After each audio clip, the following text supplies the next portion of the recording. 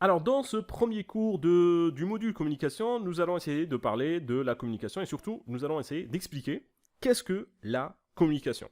Alors nous, ce qui nous intéresse, c'est la communication scientifique, mais dans ce cours, on va nous intéresser à la communication de façon générale et on va essayer de répondre à cette question, qu'est-ce que la communication? Alors la définition la plus simple que j'ai trouvée de la communication, et il y a plein de définitions, je pense que même si je vous demande qu'est-ce que la communication, ou si vous posiez cette question à n'importe quelle personne, la réponse qu'il va donner va ressembler à peu près à ça. La communication est l'acte de transmettre et de recevoir une information.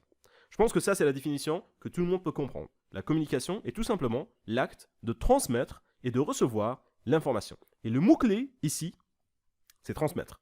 Alors le mot-clé, c'est transmettre, ce n'est pas recevoir. Pourquoi? Eh bien parce que la communication est une activité active et on va faire ça en transmettant un message. Donc on ne va pas le recevoir. Quand on reçoit quelque chose, il n'y a pas vraiment d'énergie dans le fait de recevoir un message. On va juste recevoir un message. Mais le fait de transmettre va demander d'être actif. Et du coup, le mot-clé, c'est la transmission. Et on va parler de la transmission maintenant. Alors, on va déjà parler de ces deux personnes qui sont Claude Shannon et Warren Weaver, qui ont publié une version formelle du modèle de transmission en 1949. Alors, ce qu'il faut savoir sur ces deux personnes, c'est que ce sont des ingénieurs qui travaillent pour Bell Telephone Labs aux États-Unis. Donc, ce ne sont pas des psychologues et ce ne sont pas des scientifiques. Ce sont des personnes qui travaillent dans le monde de la télécommunication et dans le monde des téléphones. Donc, ce sont des personnes en fait qui travaillent au niveau de la communication, mais communication de façon vraiment très générale. Et ce qu'ils ont mis au point, c'est 5, donc leur modèle, qui a été publié en 1949, comporte 5 éléments. Alors c'est des éléments généraux de communication, donc vraiment général, ici on parle de communication téléphonique, mais qu'on va pouvoir adapter à tout type de communication. Alors les 5 éléments qu'ils ont mis au point, en premier lieu, c'est la source d'information, qui va produire le message, l'émetteur qui va coder le message en signaux, ou l'émetteur qui va envoyer le message, un canal sur lequel les signaux sont adaptés pour la transmission, un récepteur, c'est-à-dire qui décode le message à partir du signal, le récepteur c'est la personne qui va recevoir le message, et une destination où le message va arriver. Ça, ce sont les 5 points qu'ils ont mis au début. Donc leur théorie de communication a commencé par ces 5 points. La source, l'émetteur, le canal, le récepteur et la destination. Et puis après, ils ont ajouté 2 autres points qui sont la perturbation, ou dans l'exemple ici du téléphone, toute interférence avec le message circulant le long du canal. Par exemple, tel qu'un message statique sur le téléphone ou la radio qui pourrait altérer le message envoyé. Donc perturbation, pour simplifier, c'est quand vous utilisez par exemple le téléphone et qu'il y a un mauvais réseau. Ça, c'est une perturbation. Et le feedback, c'est la réponse du récepteur. Alors vous voyez que ça, c'est un modèle général. Ça peut s'appliquer à pratiquement tout type de communication, mais c'est celui que nous allons utiliser. Et d'ailleurs, on va l'expliquer maintenant. Donc on va le schématiser. On va schématiser le modèle de communication de Shannon-Weaver. Alors ça commence par la source d'information. Alors la source d'information, c'est quoi? Eh bien, c'est là d'où vient l'information. La source d'information, ça peut être un livre, ça peut être un article, ça peut être un site, ça peut être une émission télévisée, ça peut être un film, peu importe. La source d'information, c'est l'endroit duquel on va tirer l'information. Et puis après, nous avons l'émetteur. L'émetteur, c'est la personne qui va transmettre l'information. Donc par exemple, vous, pour faire un exposé, vous allez chercher une information. Donc vous, par exemple, vous allez la ramener d'un site web. C'est vous qui allez transmettre l'information. Vous êtes l'émetteur. Et puis après, l'information sera transmise à un récepteur. Donc la personne qui va recevoir une information. Dans le cas d'un exposé, la source, c'est un site. L'émetteur, c'est vous. Le récepteur, c'est le prof. Vous voyez? Mais pour que le prof comprenne, eh bien, l'information doit passer par un canal et un décodeur. Alors le décodeur, c'est quoi? Le décodeur, c'est le récepteur qui va décoder le message. Donc le décodeur, c'est comment le récepteur va comprendre et décoder votre message. Et le canal, eh bien ça peut être la façon avec laquelle vous allez présenter votre exposé. On pourrait dire le data show. Donc si vous faites un mauvais exposé ou vous avez une mauvaise présentation, eh bien le récepteur, le prof, ne va pas pouvoir décoder votre message et ne va pas pouvoir comprendre.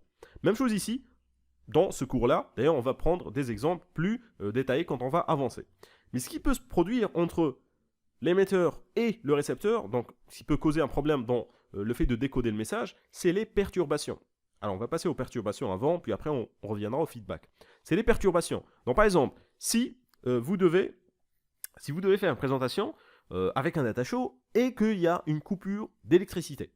Donc ça c'est une perturbation qui va donc qui va en fait impacter le canal et vous n'allez pas pouvoir faire votre présentation et le reste des informations ne pourra pas, le reste de la communication, donc du modèle de communication, ne pourra pas être établi.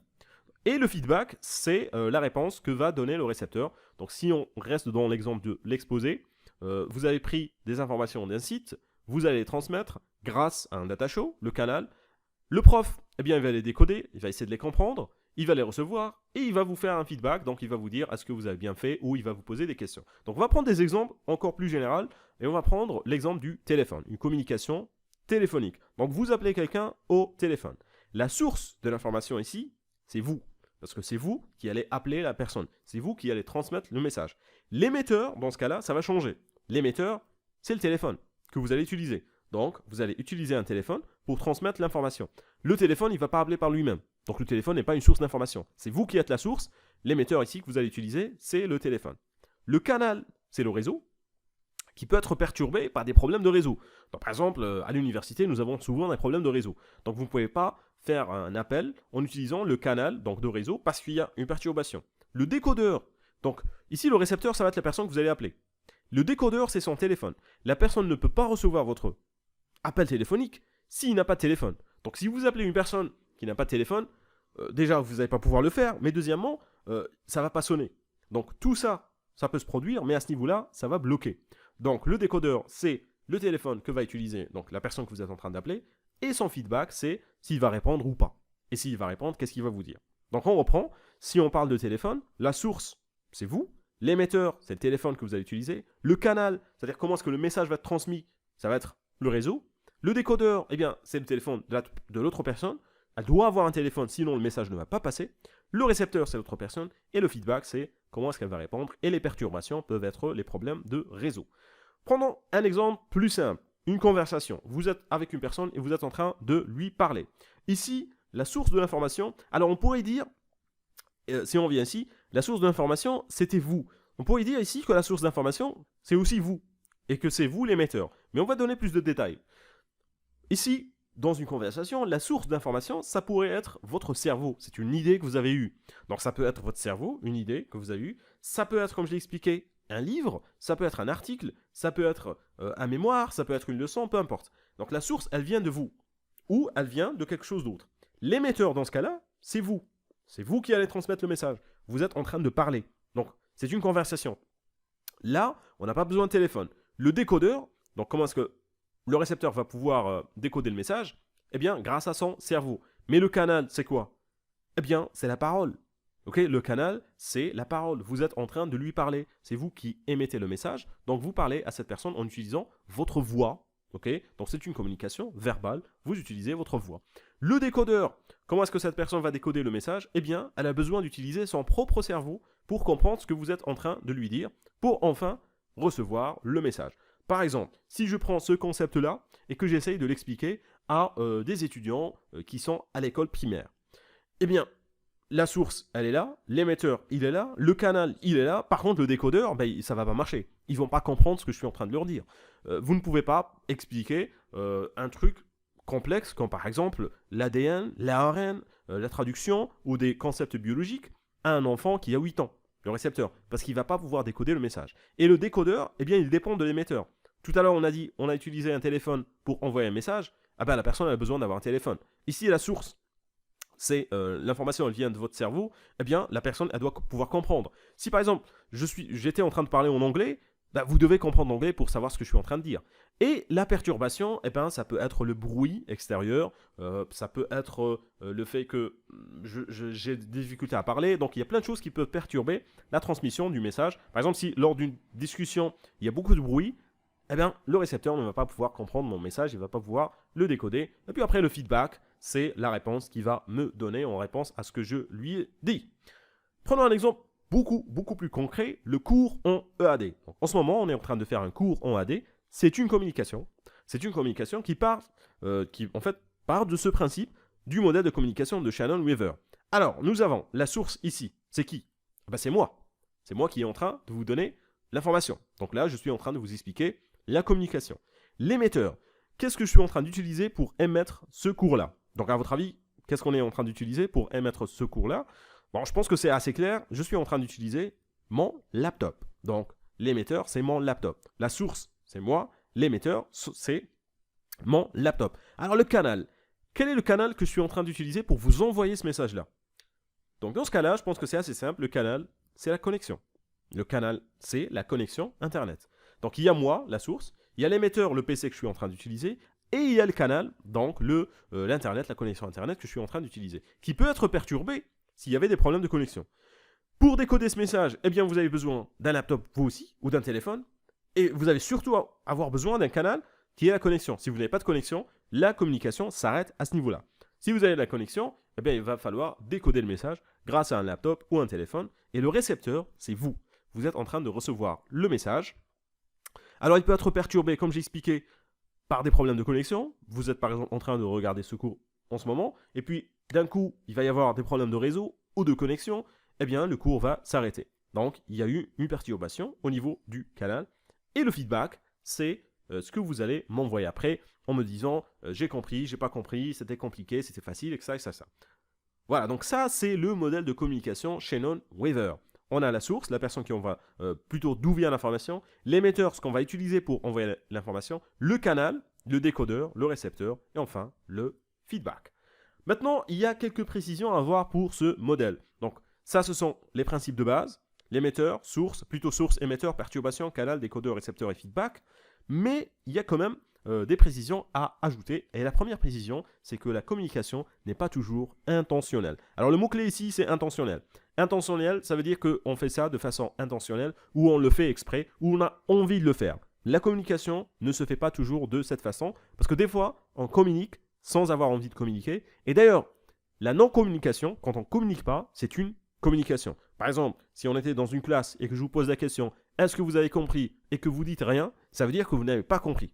Donc vous n'avez pas communiqué, mais vous avez communiqué en même temps.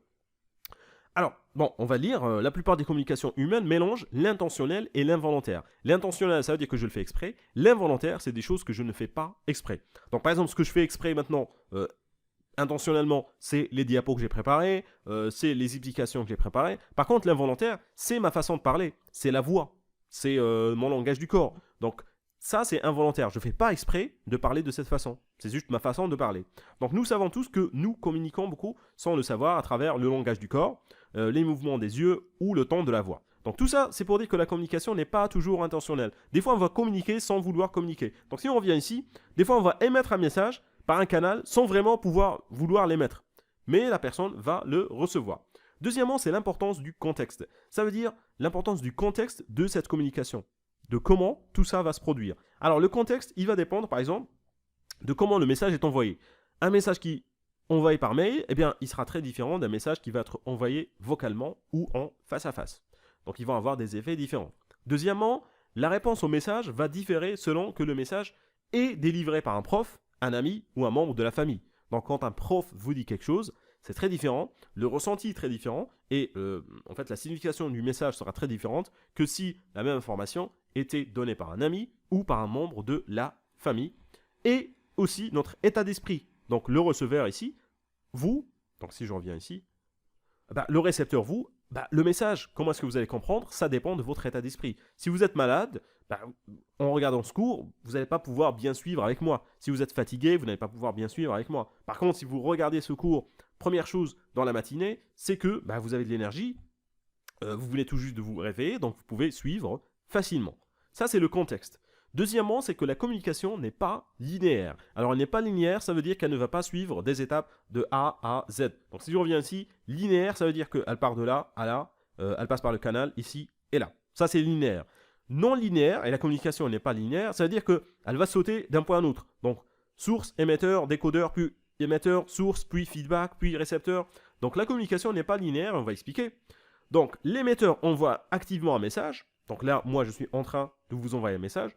Activement, je suis en train d'expliquer, j'ai créé le PowerPoint, je dois faire des efforts pour faire l'explication, mais le récepteur, vous, ne reçoit pas le message passivement. Donc, vous êtes en train de regarder ce cours, mais pas de façon passive, parce que vous faites travailler votre cerveau, vous êtes actif. Vous pouvez très bien mettre le cours en arrière-plan, cliquer sur Play, et ne pas du tout suivre ce que je suis en train de dire. Ça, c'est une écoute passive, mais ça ne sert à rien. Donc, la communication demande que l'émetteur soit actif, la personne qui envoie le message, mais aussi le récepteur soit actif. La participation active du récepteur va aider à la génération du sens de la communication et elle ne doit surtout pas être ignorée. Et si on reprend l'exemple du cours, vous devez être actif parce que éventuellement, après, vous allez être examiné, vous allez avoir un examen sur ce que je suis en train de dire. Donc vous ne pouvez pas juste regarder le cours passivement. Vous devez prendre des notes, vous devez essayer de mémoriser ce que je suis en train de dire. Vous devez être actif dans la communication. Et enfin, le traitement de l'information, la façon avec laquelle l'information sera traitée, la manière dont les humains comprennent l'information, ça va avoir un impact sur la compréhension et la communication. Les êtres humains ne traitent pas les informations, ils traitent les significations. Et là, je vais vous donner un exemple pour expliquer parce que je sais que c'est un peu complexe. Par exemple, les mots « je vais bien » pourraient signifier. Donc, vous rencontrez une personne, vous lui demandez « comment allez-vous » Elle vous dit « je vais bien ». Alors, « je vais bien », ça peut avoir plusieurs significations. Premièrement, ça peut vouloir dire « je me sens bien ». Je vais bien, ça veut dire que je me sens bien. Mais ça peut aussi vouloir dire « je suis content ». Donc, je me sens bien, c'est que ça va, je suis bien. Mais je suis content, ça veut dire que je suis très content. Là, c'est un plus. Mais ça peut aussi vouloir dire « je me sentais pas bien, mais maintenant, je me sens mieux ». Ça peut vouloir dire, par exemple, j'étais malade, mais maintenant, je vais mieux. C'est toujours je vais bien, vous voyez? Donc là, c'est le mot, mais la signification, elle va changer. Ou ça peut vouloir dire, en fait, je me sentais mal, mais je ne veux pas que tu le saches. Donc là, par exemple, c'est quand on pose une question à une personne, est-ce que tu vas bien? La personne, elle va mal, mais pour pas qu'on lui pose des questions, pour pas qu'on lui demande pourquoi elle va mal, elle va dire, je vais bien. Mais ça peut être transmis de façon, on a dit, pas intentionnelle, involontaire. On pourrait savoir, si une personne vous ment, et elle vous dit, je vais bien, alors qu'elle va pas bien, vous allez pouvoir le savoir. Ou une douzaine d'autres idées. Donc le récepteur doit comprendre le sens des mots s'il veut répondre de manière appropriée, mais les mots peuvent ne pas contenir tout le sens de l'émetteur. Donc je vais bien ici peut avoir plusieurs significations. Bon, vous pouvez vous demander la question, vous vous dites, ouais, mais moi je suis biologiste, pourquoi est-ce que tu me parles de la communication, de tout ça? Alors, en science, il faut savoir qu'il faut être très très très très précis. Donc, en science, on ne peut pas utiliser un truc comme je vais bien qui peut avoir plusieurs significations. On doit utiliser un mot qui aura une seule et unique définition. Une seule et unique interprétation. On ne peut pas utiliser ce genre de définition. Donc c'est pour ça qu'il faut commencer par parler de la communication de façon générale, expliquer comment ça se passe, puis après expliquer la communication scientifique. Bon, maintenant on va passer aux différents types de communication existent. On va voir où se situe la communication scientifique et surtout quel type de communication nous allons utiliser pour la communication scientifique. Premièrement, nous avons la communication verbale. Alors communication verbale, c'est celle qui va utiliser l'utilisation donc de verbes, d'explications. Dans ce cas-là, nous avons la communication orale, qui est un type de communication verbale, où là, l'information sera transmise par la parole, que ce soit en personne, au téléphone ou lors de présentations et de discours. Là, en ce moment, je suis en train de faire une communication verbale de type oral. Alors, ce n'est pas en personne, c'est une présentation, mais ça reste quand même une communication verbale. Après, nous avons la communication écrite, donc toujours une communication verbale, qui va être le transfert d'informations par le biais de textes écrits tels que les rapports, les lettres, les courriers et les articles. Donc les deux types, c'est des types de communication scientifique. Là, je suis en train de vous apprendre la communication. J'ai opté pour la communication orale. J'aurais très bien pu faire une communication écrite en vous envoyant des PDF. Par contre, la communication orale, évidemment, beaucoup mieux adaptée à l'explication. Donc dans ce cas-là, vous allez avoir une communication orale avec une communication écrite. La communication scientifique, elle sera principalement orale ou écrite. D'ailleurs, écrite, vous l'utilisez déjà quand vous faites les comptes rendus, et orale, vous l'utilisez déjà quand vous faites vos exposés. Passons maintenant à la communication non verbale, qui est aussi un type important de communication, où là on va utiliser le langage corporel, donc l'utilisation de gestes, de postures, d'expressions faciales, de contacts visuels pour communiquer des émotions et des intentions. Le langage corporel et la communication non verbale, dans ce cas-là, ils vont généralement se faire de façon non volontaire. Donc là, je suis en train de parler, je suis en train de faire des gestes avec mes mains, je suis en train de faire des gestes avec ma bouche, mes yeux, mon visage, mais ce n'est pas quelque chose que je fais intentionnellement. Donc, c'est une communication non intentionnelle. Et après, vous avez la communication par langage des signes, ou l'utilisation de gestes, de signes, d'expressions manuelles pour communiquer, principalement utilisé par les personnes sourdes ou malentendantes. Donc c'est le langage des signes. Et si on revient ici, le langage des signes, donc je vais revenir rapidement, le langage des signes, eh bien c'est un canal. Pourquoi? Parce que la source d'information, c'est moi, ça peut être mon cerveau, mes idées, l'émetteur, ça va être moi, le canal, ça va être le langage des signes. Et ici, pour décoder l'information, eh bien le récepteur doit pouvoir comprendre le langage des signes, sinon il ne comprendra rien à ce que je suis en train de lui dire. Donc on reprend, on était arrivé à la communication non verbale. Donc, on va passer. Nous avons la communication visuelle. Alors, la communication visuelle, c'est la communication, par exemple, par graphique, où on va utiliser des images, des graphiques, des schémas, des vidéos pour transmettre des informations de manière visuelle, qui sera énormément utilisée dans la communication scientifique. Donc, par exemple, quand vous faites une présentation PowerPoint, on va généralement toujours vous demander d'inclure des images, des graphiques, des schémas, des vidéos pour transmettre l'information de manière visuelle. Ou une communication visuelle en design. Alors là, c'est pas quelque chose qui est scientifique, c'est pas quelque chose qu'on fait généralement beaucoup, parce que là, c'est plus des choses qui vont être faites au niveau de, par exemple, pour les architectes ou pour l'art. Donc là, ils vont utiliser des concepts graphiques ou esthétiques pour communiquer des idées, des concepts ou des messages. Donc nous, généralement, ça va être une communication graphique grâce à des schémas, des graphes, des figures, des tableaux, peu importe. Donc, vous voyez qu'on peut utiliser plusieurs types de communication ensemble. En ce moment, je suis en train de faire une communication orale en utilisant donc des éléments graphiques. Après, nous avons les communications interpersonnelles, où on va avoir la communication face à face, donc interaction directe entre deux ou plusieurs personnes, que ce soit en personne ou par visioconférence, comme on est en train de le faire maintenant. Donc ça, c'est une visioconférence. Ou communication de groupe, interaction dans un cadre de groupe, par exemple, lors de réunions, de discussions de travail, en équipe, etc. etc. La communication scientifique, c'est généralement une communication qui va se faire en groupe. Donc, vous allez soit faire un exposé devant votre enseignant, donc devant votre enseignant, mais aussi vos collègues, ou vous allez, en face à face, rendre un compte rendu à un enseignant. Donc, c'est une communication scientifique. À des niveaux plus élevés, vous allez pouvoir faire un mémoire. Donc, l'année prochaine, ça sera un mémoire. Ça sera une communication de groupe. Ça sera vous face aux membres du jury et face aux personnes qui sont présentes. C'est une communication scientifique. Et d'ailleurs, c'est un point important auquel on va revenir dans les prochains cours. Comment faire son mémoire de master. Et enfin, pour terminer, nous avons les communications institutionnelles. Alors, les communications institutionnelles, c'est comme par exemple la communication d'entreprise ou la diffusion d'informations par une organisation à ses employés, partenaires ou clients. Alors, la communication institutionnelle, par exemple, ce que vous devez comprendre, c'est que quand l'université va faire un affichage, quand le département fera un affichage, c'est une communication institutionnelle. Parce que l'université, en quelque sorte, c'est une institution. Un autre type, c'est la communication gouvernementale, où là, il va y avoir diffusion d'informations par le gouvernement à ses citoyens, donc des sujets politiques et réglementation. Bon, ça ne nous intéresse pas. Ce qui nous intéresse, cela dit, c'est ça, la communication scientifique qui fait partie des communications, donc je reviens, institutionnelles, parce que là on va faire une diffusion d'informations scientifiques, des découvertes et des avancées de manière compréhensible et accessible à un grand public. Bon, là je parle de la communication scientifique vraiment à haute échelle, quand on va faire des articles scientifiques et les publier dans des revues internationales. Ce que vous devez garder, donc là nous avons terminé notre cours, ce que vous devez garder de ce cours, c'est ces points-là.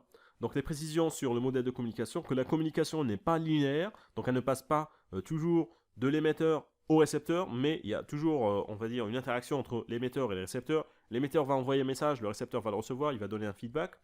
La communication, le traitement de l'information va dépendre de la signification de l'information, comme je l'avais expliqué avec cet exemple-là. La communication n'est pas toujours intentionnelle, donc des fois on va communiquer de manière involontaire, des choses qu'on n'a pas nécessairement envie de communiquer. Et le contexte est important. Donc le contexte, c'est la façon avec laquelle le message va être envoyé. La réponse au message, eh bien, elle va être différente selon que la personne envoie un message sur un prof, un ami, un membre de la famille, le chef de département, le délégué, un policier, peu importe. Donc la réponse au message va changer en fonction de la personne qui va vous donner le message. Et surtout, votre état d'esprit, lorsque vous recevez le message, va impacter la façon avec laquelle vous allez comprendre le message. Évidemment, nous avons vu le modèle de communication de Shannon-Weaver, où vous avez la source d'information, l'émetteur, donc la source d'information, c'est d'où vient l'information. L'émetteur, c'est comment est-ce qu'on va transmettre l'information. Le canal, c'est comment l'information va être transmise. Le décodeur, c'est comment le récepteur va comprendre l'information pour pouvoir la décoder. Le récepteur, c'est la personne qui reçoit l'information. Il va vous donner un feedback, c'est sa réponse. Et la communication peut être perturbée au niveau du canal par des perturbations. Ça, c'est ce qu'il faut garder en tête. Et autre point qu'il faut garder en tête, c'est la définition que nous avions donnée. Alors la définition, elle est relativement simple, c'est que la communication est tout simplement l'acte de transmettre et de recevoir une information, avec le mot-clé ici qui est transmission. Voilà, avec ça, nous venons de terminer notre premier cours sur la communication. dans lequel nous avons expliqué de façon générale qu'est-ce que la communication. Et là, je vais vous demander un feedback, donc vous allez être actif. Donc je vais vous demander en fait de me dire si vous avez des questions, si vous avez compris. Vous pouvez faire ça soit en m'envoyant par email directement, soit en laissant vos commentaires en fait en bas de la vidéo en disant voilà, j'ai compris ce point-là, j'ai pas compris. En fait, vous me laissez un feedback. Voilà. En gros, c'est ça. Avec ça, nous venons de terminer notre premier cours et on va se retrouver la semaine prochaine pour notre deuxième cours sur la communication dans laquelle on va entrer beaucoup plus en détail dans la communication scientifique.